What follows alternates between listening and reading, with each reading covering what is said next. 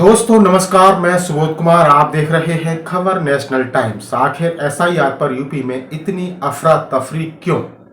नोएडा में 60 FIR, detention centre किसके लिए? आपको बताते चले कि नोएडा में 60 बीएलओ पर एफआईआर दर्ज कराई गई है। उनसे जबरदस्ती काम कराया जा रहा है, इसलिए बीएलओ खुदकुशी कर रहे हैं। आखिर इन मौतों का सिलसिला कब तक चलता रहेगा? भाजपा सरकार में गरीबों के साथ तानाशाही की जाती है। खुद बीजेपी के स्थानीय नेता इनमें सम्मिलित होते हैं और कर्मचारियों पर दबाव बनाते हैं। क्या है पूरी खबर, आइए जानते हैं।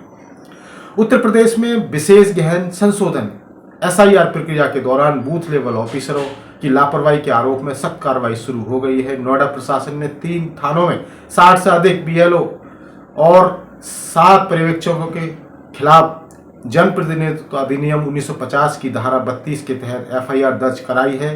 बहराइच जिले में 2 बीएलओ को निलंबित कर दिया है और तीसरे के खिलाफ भाजपा नेता की शिकायत पर मुकदमा दर्ज हुआ है।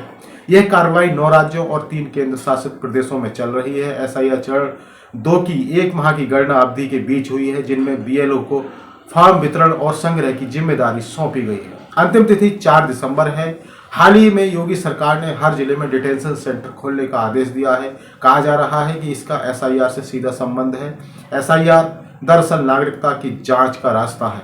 दोस्तों, आपको बता दें कि योगी सरकार बीएलओ के साथ तानाशाही जैसा व्यवहार कर रही है। आखिर ये डिटेंशन सेंटर क्यों खोले हैं योगी सरकार ने, जबकि यूपी में तमाम शहरों में बीएलओ की शिकायत कर रहे हैं कि उन्हें ठीक से ट्रेनिंग ही नहीं मिली कि वो मतदाताओं को जानकारी दे सके। तमाम बीएलओ ने कहा कि उन्हें सरकारी तौर पर 2003 की मतदाता सूची नहीं दी गई। सबसे ज्यादा एक्शन नोएडा जिला गौतम बुद्ध नगर में हो रहे हैं। सोशल मीडिया पर लोगों का सवाल है कि नोएडा में डीएम मेधा रूपम है, वो एसआईआर को लेकर बहुत ज्यादा सक्रिय है। डीएम मेधा रूपम मुख्य चुनाव आयुक्त ज्ञानेश कुमार की बेटी है।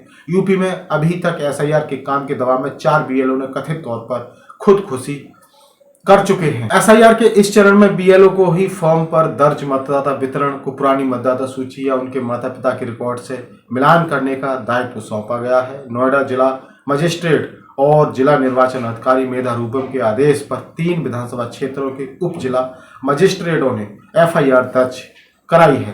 प्रशासन के अनुसार बार बार निर्देश, चेतावनी और नोटिस जारी करने के बावजूद कई बीएलओ ने अपने नियत क्षेत्रों में रिपोर्ट नहीं की और वरिष्ठ अधिकारियों के आदेश का पालन नहीं किया।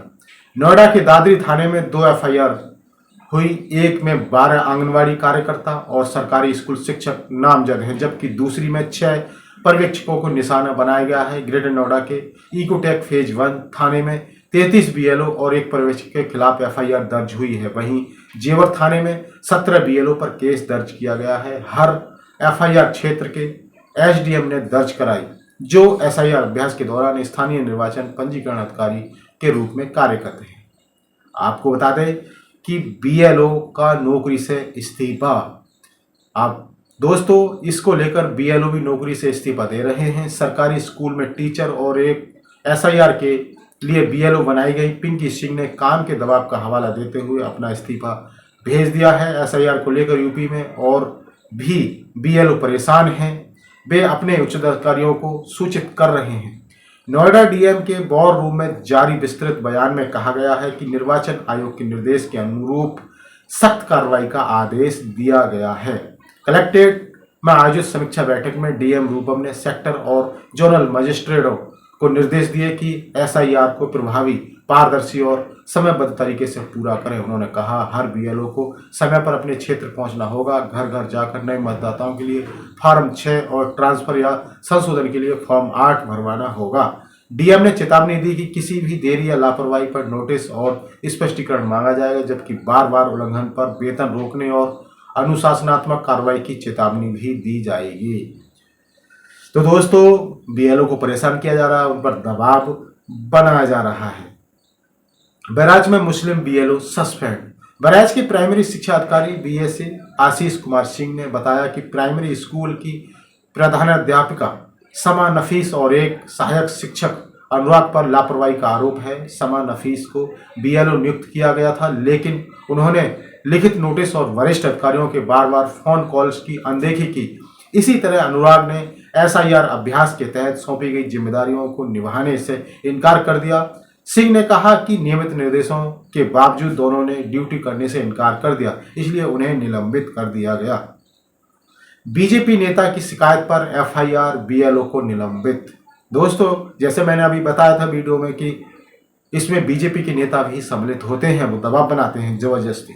भाजपा नेता अंकित कुमार सिंह की शिकायत पर प्राइमरी स्कूल के टीचर बीएलओ अभिषेक सिंह के खिलाफ विशेषगंज थाने में मुकदमा दर्ज हुआ है। शिकायतकर्ता का दावा है कि 18 नवंबर को पार्टी निर्देश पर एसआईआर फॉर्म वितरण की जानकारी लेने के लिए कॉल करने पर अभिषेक सिंह भड़क गए और आपत्तिजनक भाषा का इस्तेमाल किया। इससे पार्टी और उसकी नेता की प्रतिष्ठा को ठेस पहुंची थी तथा शिकायतकर्ता डराने धमकाने का शिकार हुए।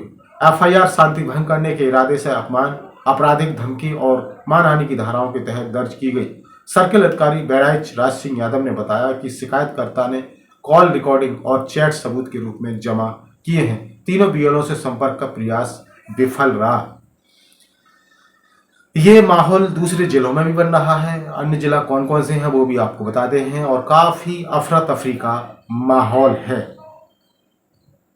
बस्ती एसडीएम बीएलओ पर भड़के, वीडियो वायरल। एसडीएम शत्रुघ्न पाठक ने बीएलओ को फटकार लगाई तो वीडियो वायरल हो गया। धारा 32 के तहत तुरंत एफआईआर का आदेश दिया गया है। बुलंदशहर 6 बीएलओ पर एफआईआर, फार्म वितरण और सत्यापन में लापरवाही के कारण केस दर्ज हो गया था। प्रयागराज 24 बीएलओ ने ड्यूटी करने से इनकार, फर्जी। 24 बीएलओ ने ड्यूटी करने से इनकार, एफआईआर दर्ज। ज्यादातर शिक्षक बीएलओ है, काम के बोझ का हवाला देकर मना कर दिया। जिला प्रशासन ने एफआईआर कराई। अलीगढ़ चुनाव आयोग की ऐप में गड़बड़ी, मतदाताओं में दहशत। 2003 की सूची सर्च करने में दिक्कत, फॉर्म अपलोड नहीं हो रहे। डीएम ने मैनुअल जमा कराने को कहा। कानपुर शहरी वार्डों में बीएलओ घर नहीं आए, वार्ड 28 कृष्णनगर समेत कई इलाकों में शिकायत। गोरखपुर के बसंतपुर में भी बीएलओ फोन नहीं उठा रहे। अमरोहा ग्रामीण क्षेत्रों में फॉर्म ही नहीं बांटे। उजहानी नगर पंचायत और हरपुर सुगत गांव में प्रधान बीएलओ ने एसआईआर शुरू ही नहीं करवाया है। दोस्तों, ये हालत है उत्तर प्रदेश की, क्योंकि दबाव है। यूपी में गणना फॉर्म वितरण 99.6% होने का दावा किया गया है, लेकिन डिजिटाइजेशन सिर्फ 19% ही हुआ है। इसकी सबसे बड़ी वजह फॉर्म भरने को लेकर मतदाताओं को जानकारी नहीं होना भी है। मतदाताओं की शिकायत है कि बीएलओ उन्हें ठीक से गाइड नहीं कर पा रहे, जबकि बीएलओ का कहना है कि फॉर्म भरने को लेकर उनके पास पर्याप्त जानकारी नहीं है। बहुत सारे मतदाताओं और बीएलओ को 2003 की मतदाता सूची भी नहीं मिल रही है। अखिलेश यादव ने भी आरोप लगाया है। समाजवादी पार्टी अध्यक्ष अखिलेश यादव ने एसआईआर को भाजपा और निर्वाचन आयोग की मिलीभगत करार दिया है। उन्होंने कहा है कि एसपी की मजबूत सीटें, खासकर कन्नौज में 50,000 तक वोट काटने की साजिश हो रही है। फॉर्म नहीं भरने वालों के नाम अपने आप कट जाएंगे। उन्होंने 4 दिसंबर की अंतिम तिथि को 3 महीने बढ़ाने की मांग की है। कांग्रेस का वोट चोरी अभियान। आपको बता दें कि कांग्रेस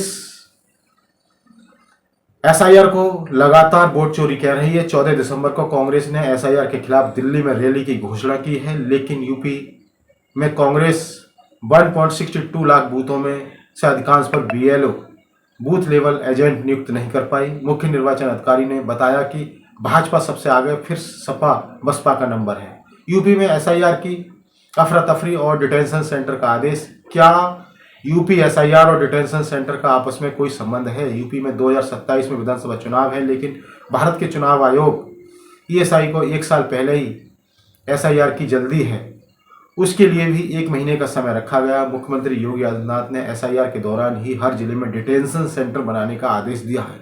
इस संबंध में सोशल मीडिया पर लोगों ने लिखा है कि एसआईआर के दौरान बड़े पैमाने पर मुस्लिमों के नाम काटे जाएंगे या उन्हें विदेशी घोषित किया जाएगा। ऐसे लोगों को ही डिटेंशन सेंटर में रखने की तैयारी है। सुप्रीम कोर्ट अभी तक एसआईआर प्रक्रिया को लेकर कोई अंतिम आदेश या स्पष्ट फैसला नहीं दे सका है।